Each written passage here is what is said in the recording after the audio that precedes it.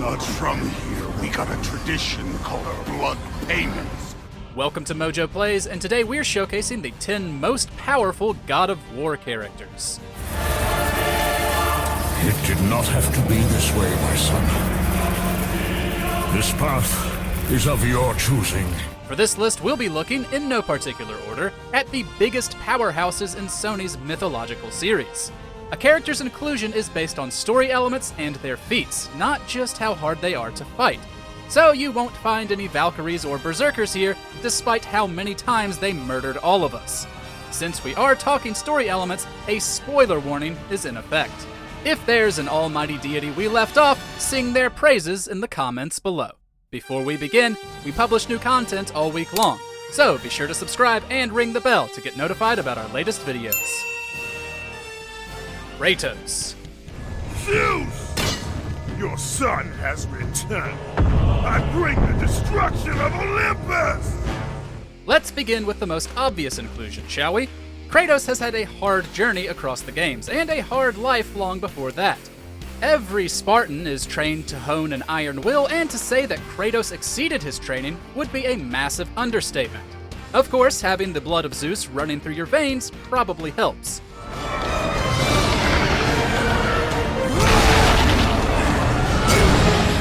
Still, even as a demigod, Kratos surpassed everyone around him. Fueled by a completely understandable thirst for vengeance, he killed most of the Greek pantheon by himself. Even when he tries to live a peaceful life in his old age, he shows he can still tap into that classic barbaric rage and rip his foes to pieces. Must be better than this.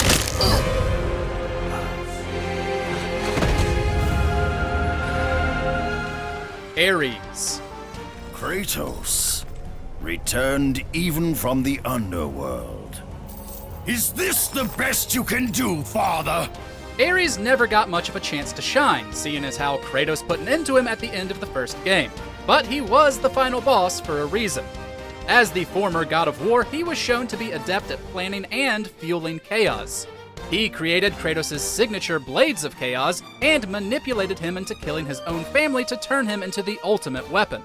Kratos! What's happening? Where are we? By the gods, can this be real? He was a skilled magic user, an excellent combatant, and could have given most of the Greek pantheon a run for their money. In fact, the all-powerful family had to rely on Kratos to stop him.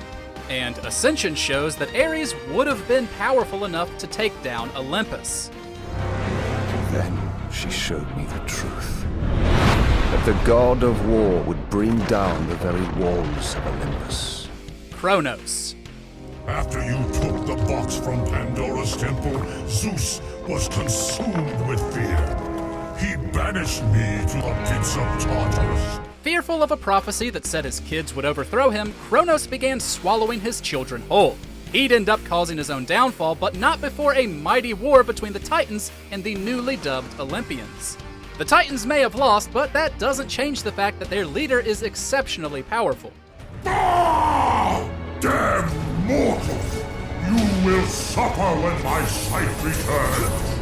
While the gods of Olympus are, more or less, the same size as humans, the Titans are as big as several buildings. So they can naturally throw a pretty strong punch. Being their king, Cronos is certainly the strongest. Extremely resilient and nearly indestructible, Kratos had to deal some of his heaviest blows to take the King Titan down.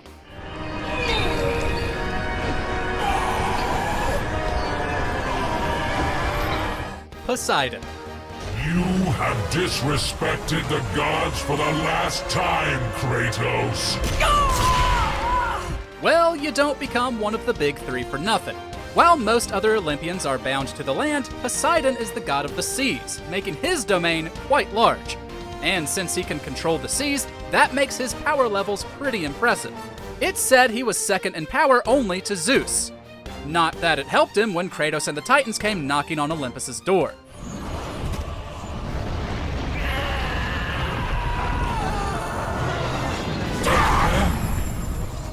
Still, Poseidon managed to knock one of Kratos' massive allies out in one attack, before surrounding himself in water and stone to match their size.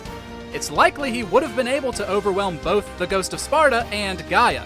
but their coordination allowed for a single opening, which was all Kratos needed.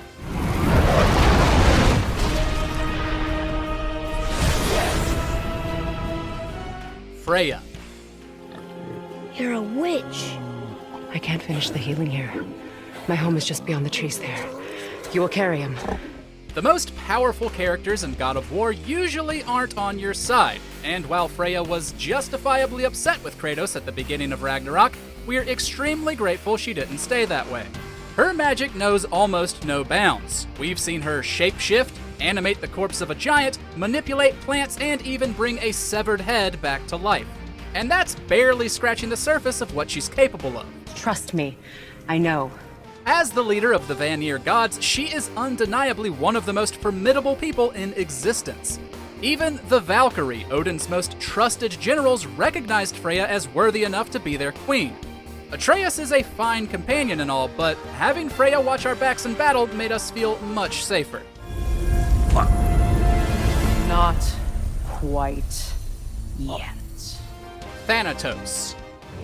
You are nothing but a pawn in a game you don't even know is being played. Hades may be the god of the underworld most people know, but we'd like to show Thanatos a little love. While the god of death only appears in the prequel Ghost of Sparta, his feats are legendary. Thanatos is one of the primordials, older than the Olympian gods and even the Titans. He was one of the few to survive a war between his kind, which doesn't happen without a few impressive abilities. The marked warrior shall bring about the destruction of Olympus. Ares chose poorly that day.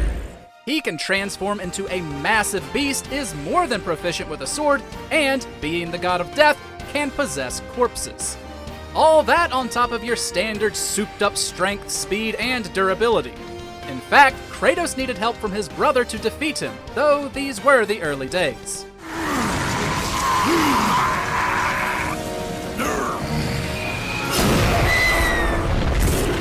Thor.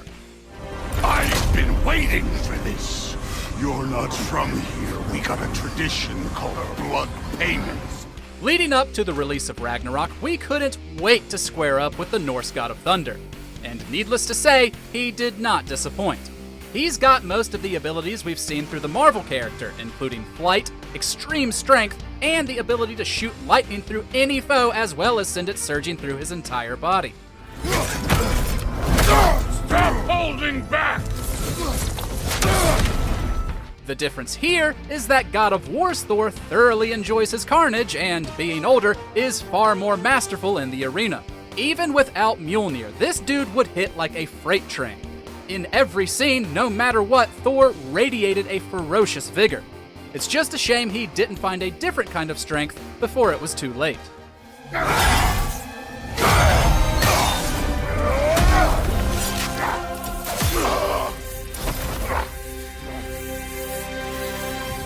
Zeus. But perhaps you already have, Spartan. Your quest for Pandora, your pathetic attempt for atonement from the family you slaughtered, has caused nothing but havoc on Olympus. Of course, Thor wasn't the first god of thunder Kratos had to deal with. Zeus, the leader of the Olympians, more than earned his throne. He led them against the Titans using the Blade of Olympus, a weapon of his own creation that can actually take and hold a god's powers. Even though he doesn't always treat them with respect, most Olympians recognize that he's the most powerful among them.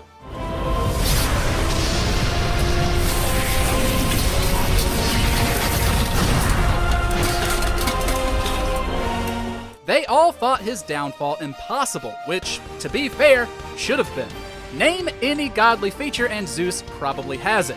Healing, summoning, making copies of himself, size alteration, teleportation, and of course, savage lightning bolts. He can do all this and more. Still didn't save him in the end, though.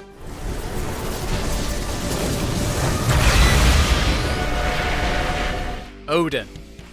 How does peace strike the esteemed, retired god of war? How about we just don't kill each other? When it comes to the Allfather, power is less about physical strength and more about crafty tricks and manipulation. That's not to say he doesn't also have combat prowess, because he definitely does.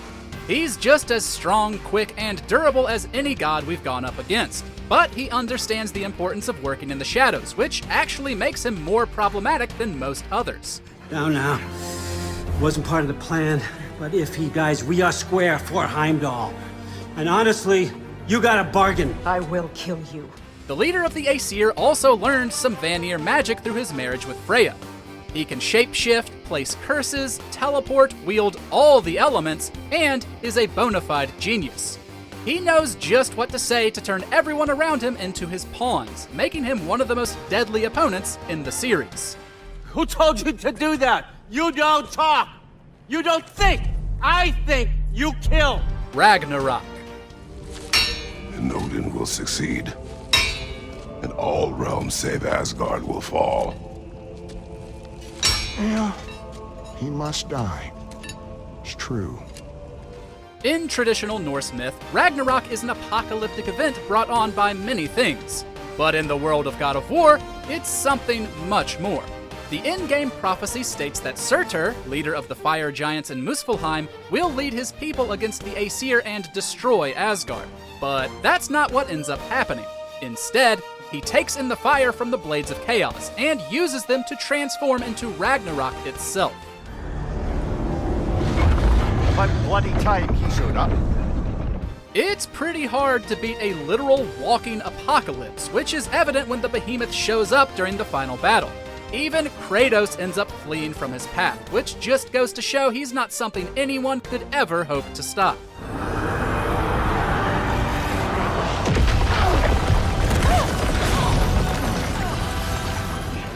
Thanks for watching. If you enjoyed the video, there's more where that came from.